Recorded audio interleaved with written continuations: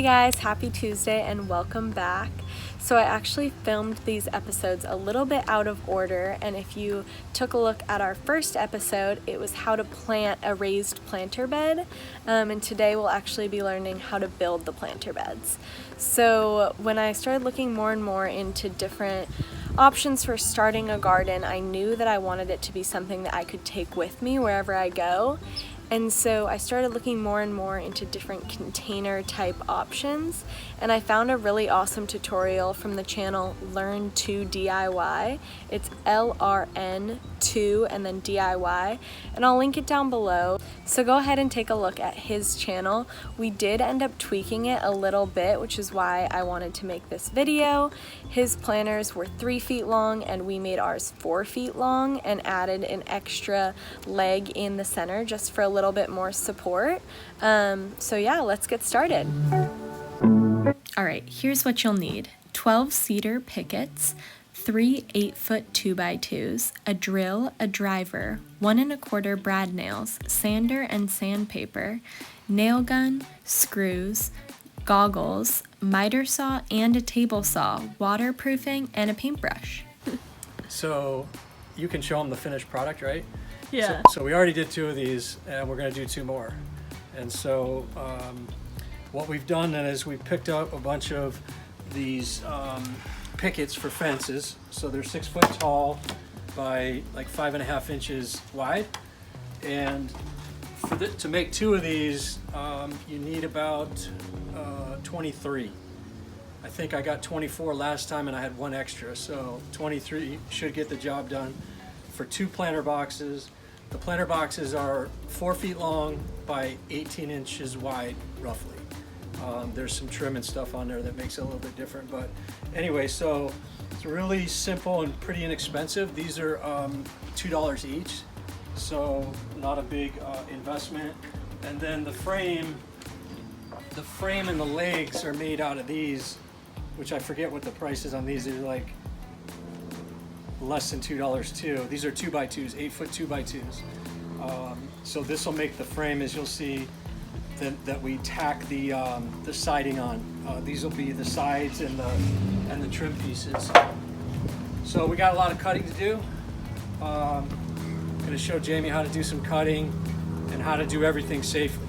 So that's important. All right. Let's roll. So we got 4 for 2 boxes, 2 side pieces at 48 inches each. So we'll just measure that out. A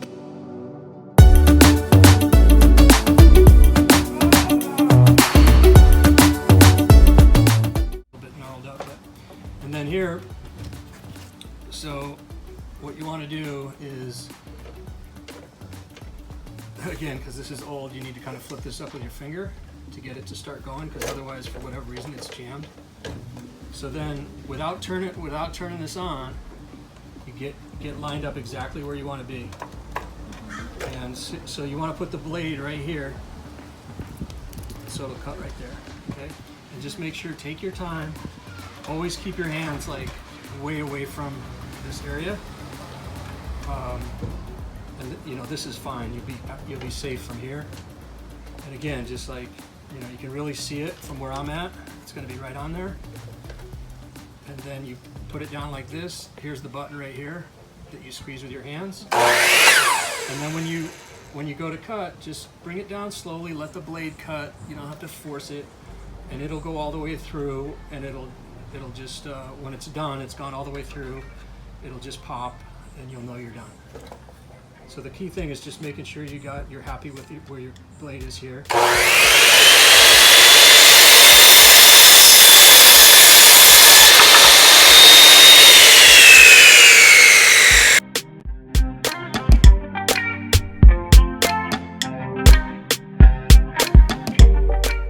Alright, next you're going to cut 3 of your end pieces, and those you're going to put together to create your base, and those will be 15 inches long. Alright, so we have 2.5 inch deck screws. That's what we're going to use to put in here. Should be long enough. And we'll pre-drill. That should be good. You want to go ahead and pre-drill that?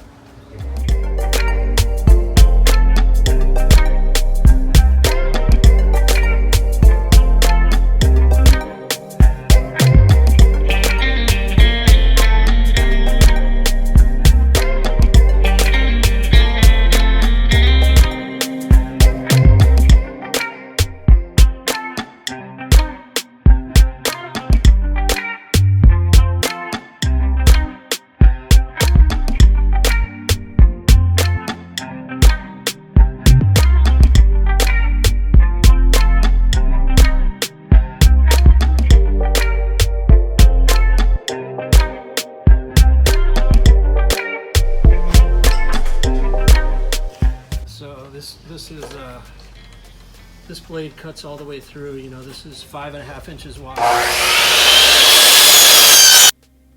Alright, so next, using your pickets, you're going to cut 6 pieces at 48 inches long. Those will be your side pieces.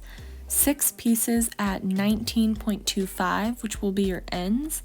And 8 pieces at 18 inches long, and those will be your floorboards.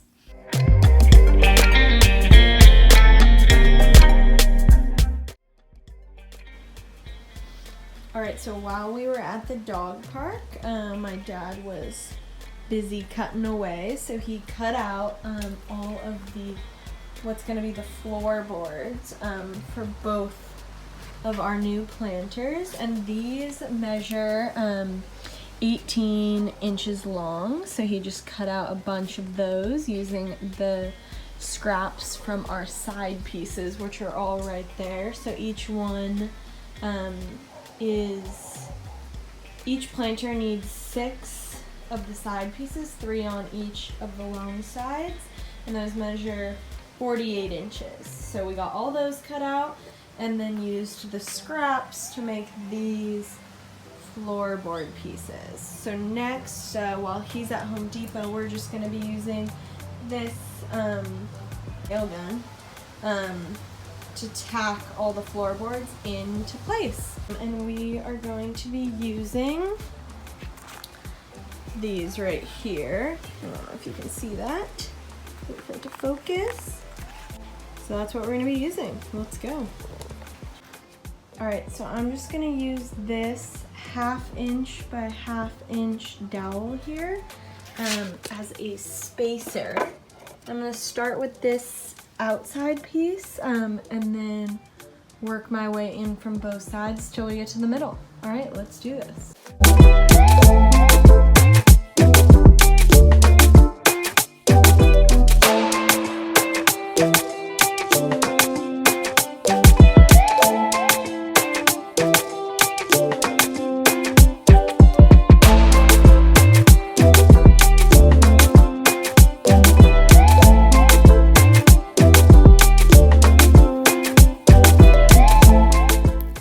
Next, you're going to want to cut your uprights and your legs using your 2x2s. So you're going to need 4 10-inch uprights and 6 6-inch legs.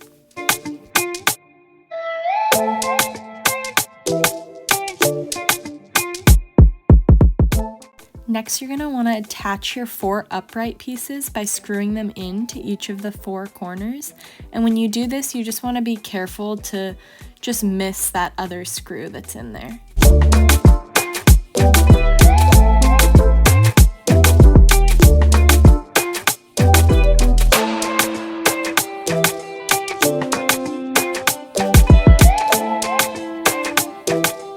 Next, you're going to want to tack in each of your side pieces. So there's going to be 3 on each side, and I started from the top and worked my way down, and that last panel will kind of hang over the edge, and then the legs will come out from underneath that.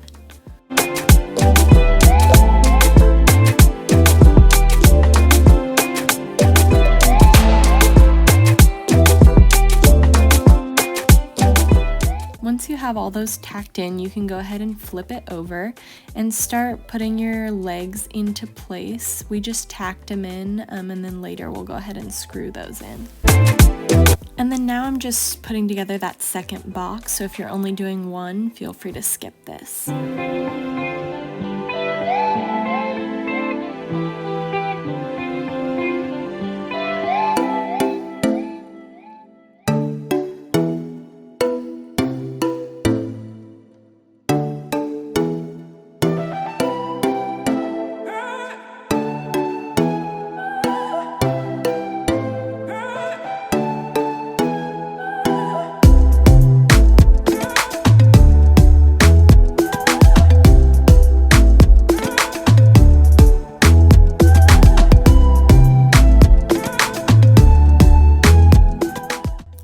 unscrew 2 screws into each of the legs. This will just give it added support and make it really strong. So what we're doing here is we're just finishing up with the trim pieces along the sides and on the top. So we're going to do the sides first. And basically what those do is they just clean up the edges on each of the 4 corners on the outside. And so we've got the table saw set up to cut the pickets in half, and it's also on a 45-degree mitered edge, so you can see that here. So when you put the trim pieces together on the outsides, it'll come together like this and form a nice clean edge. And so that's what we're looking for. All right? Yeah. So this is working with the table saw. I got to be really careful. It's got all kinds of protective guards and stuff here. But the key is to put the side that you want to cut on this side. In this case, we're just splitting it in half, so we're going to use both sides. But and then feed it through, and always keep your hands way away from the blade. So you've got things like this or this to help guide it through. But you always want to be aware of keeping your hands away from the blade. So let the saw do the work. So we're going to fire this up. And the other trick is just to make sure you're focused on keeping this edge against the flat edge here.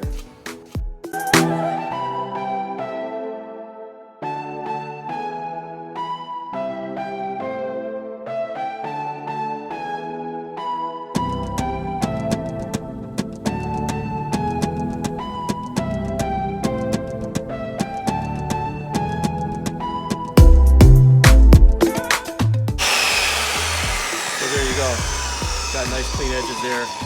The wood's kind of wet, which is why I was going through way slower than it normally would. So, but you just take your time with it. Let the saw tell you how fast to go. But that's kind of why it took a while. Is it's wet. At least this piece was.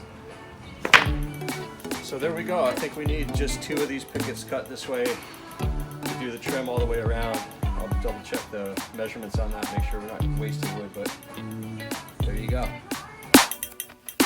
Next, you're going to tack your upright trim into place, and again, we're going to screw it in later, so just tack it in for now.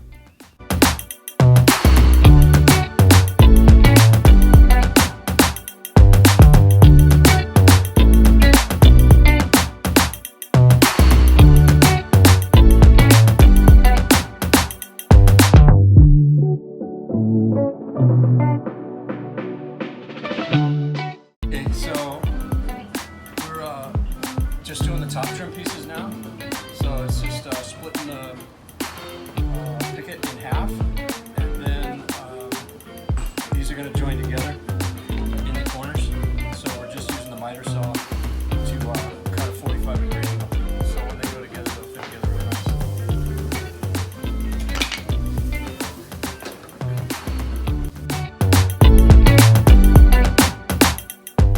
Then you can go ahead and take those trim pieces and lay them out where you want them, and then tack them into place.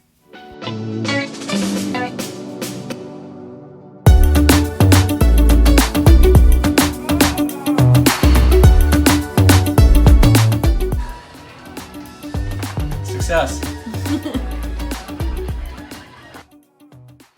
The last step I did here was applying 2 coats of a waterproof sealer.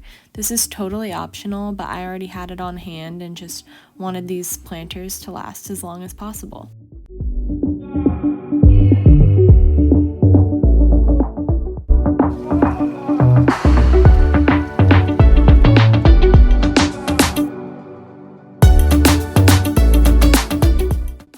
Thank you so much for watching. I hope that video was helpful. I think the planters turned out really awesome. So if you agree, go ahead and click the subscribe, click the like button, and we'll see you next time. Bye.